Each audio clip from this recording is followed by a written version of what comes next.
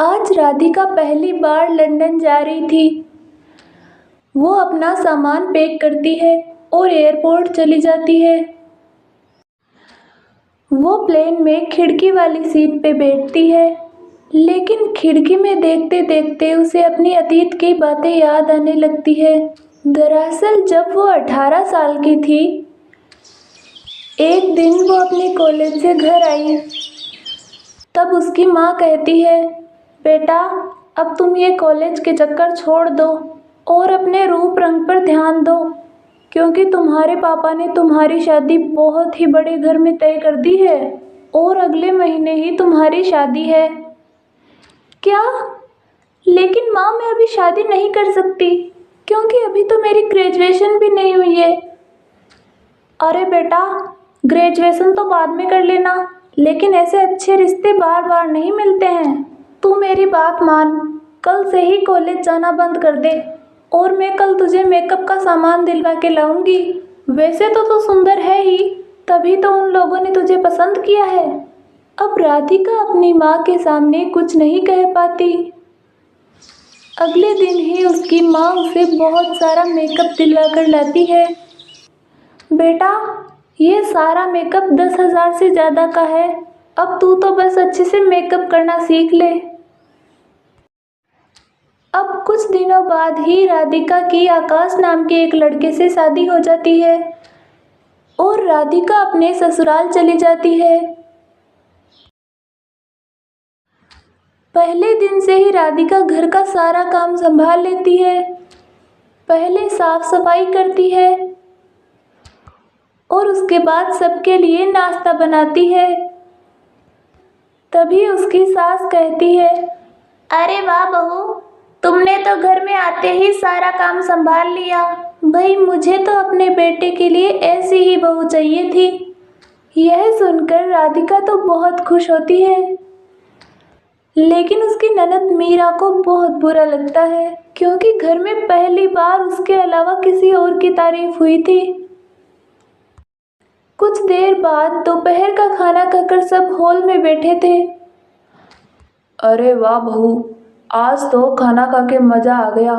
भाई ऐसा खाना तो मैंने पहली बार खाया था। क्यों पापा, पहली बार क्यों खाया था? क्या मैंने और माँ ने कभी अच्छा खाना नहीं बनाया? अरे नहीं बेटा, मैं तो ऐसे कह रहा था कि बहू बहुत अच्छा खाना बनाती है। रहने दीजिए पापा, मैं सब समझती हूँ। इतने दिन तो सारा काम मुझसे करवाते थे, लेकिन अब भाभी आ गई है तो मेरी क्या जरूरत। अरे दीदी, आप पापा की बातों का बुरा क्यों मान रहे हो? आप बहुत अच्छा खाना बनाते हो।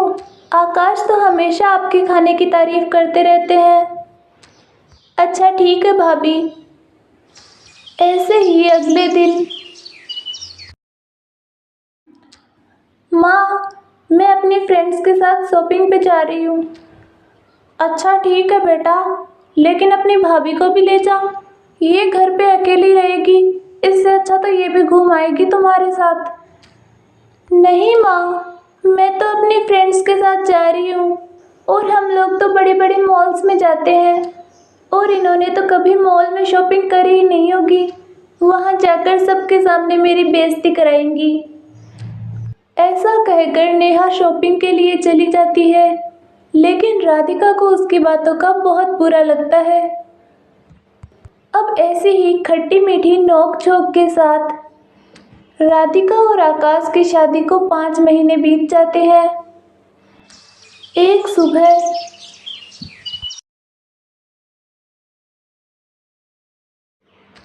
अरे आज मुझे चलने में इतनी दिक्कत कैसे हो रही है? ऐसा सोचते ही राधिका बेहोश हो जाती है और उसे हॉस्पिटल ले जाया जाता है। डॉक्टर, क्या हुआ राधिका को? वो ठीक तो है ना? अरे घबराने की कोई बात नहीं है, शी इज़ प्रेग्नेंट। यह सुनते ही सभी घर वालों की खुशी का ठिकाना ही नहीं रहता है। अब राधिका को घर ले आते हैं। बेटा अब घर का सारा काम मैं और नेहा संभाल लेंगे, तू बस आराम करना और जल्दी से मुझे एक पोते की खुशी दे देना। क्यों माँ जी, लड़का ही क्यों, लड़की भी तो हो सकती है। देख बहू, मैं कब से पोते के लिए तरस रही हूँ। तुझे तो लड़का ही होना चाहिए, बाद में लड़की या लड़का कुछ भी हो। यह सुनते ही राधिका अपनी सास को देखती ही रह जाती है। अब रात को वो अपने पति आकाश से कहती है, आकाश, आपने सुना ना माँ ने आज क्या कहा? माँ को पोती नहीं, पोता ही चाहिए। हाँ रोशनी, माँ तो कब से वेट कर रही थी कि मुझे कब पोता होगा। लेकिन आकाश, आजकल के ज़माने में ऐसा कौन सोचता है? और लड़का हो या लड़की, हम ये कैसे डिसाइड कर सकते हैं? तुम चिंता मत करो राधिका, मैं माँ को समझाऊंगा। वैसे राधिका, तुम्हें क्या चाहिए? मुझे तो एक प्यारी सी बेटी चाहिए। और तुम्हें पता है, मैंने तो उसका नाम भी सोच लिया है। अच्छा, तो मुझे नहीं बताओगी? मैंने सोचा है कि उसका नाम आराध्या रखेंगे। आकाश का आ और राधिका का रा। ऐसे ही 9 महीने बीत जाते हैं। अब राधिका एक नहीं, दो जुड़वा बच्चियों को जन्म देती है। तब उसकी सास घर में बहुत कलेश करती है। अरे रे, मेरे तो कर्म ही फूट गए। अरे बहू, मैंने तुझसे कहा था ना कि मुझे लड़की नहीं लड़का चाहिए, और तुमने तो एक नहीं, दो लड़कियों को जन्म दे दिया। लेकिन माँ जी, बेटी हो या बेटा, ये तो भगवान की देन होती है ना। मैं और आप कौन होते हैं ये तय करने वाले? अरे बहू, एक तो तू मेरा कहा नहीं सुनती, ऊपर से जुबान लड़ाती है। मेरे तो कर्म ही फूट गए। अगर पोता होता तो मेरे साथ रहता। इन लड़कियों का क्या है, ये तो चली जाएंगी अपनी ससुराल। माँ, बेटियां तो लक्ष्मी का रूप होती हैं, इनके घर में आने से बरकत होती है। अरे बेटा, अब तू इतना बड़ा हो गया कि तू मुझे सिखाएगा? तेरे पास खुद का तो कुछ है नहीं, अपने पापा का बिजनेस ही संभालता है ना तू। और अब इन लड़कियों की जिम्मेदारी भी हमारे सर पर आ गई है। और उस दिन के बाद राधिका की सास राधिका से नफरत करने लगती है। अब दोनों माँ बेटी मिलकर उसको हमेशा ताने दिया करती थी। और कुछ ही सालों में दो बच्चियों को संभालते संभालते और घर वालों का मुंह बंद करने में उसका पति भी उससे दूर हो जाता है। एक दिन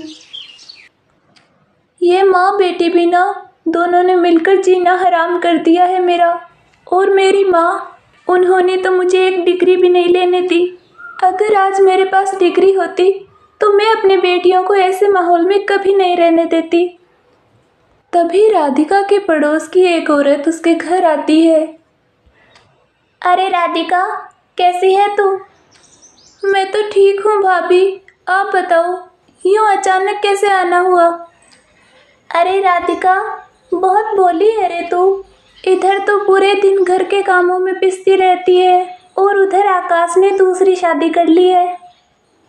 क्या?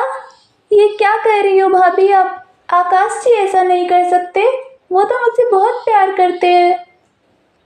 राधिका, अब तू मान या ना मान, मैंने अपनी आंखों से देखा है और कानों से सुना है। यह सुनते ही राधिका के पैरों से जमीन खिसक जाती है। और शाम को राधिका आकाश से कहती है, आकाश, ये सब मैं क्या सुन रही हूँ? आपने मेरे पीठ पीछे दूसरी शादी कर ली है।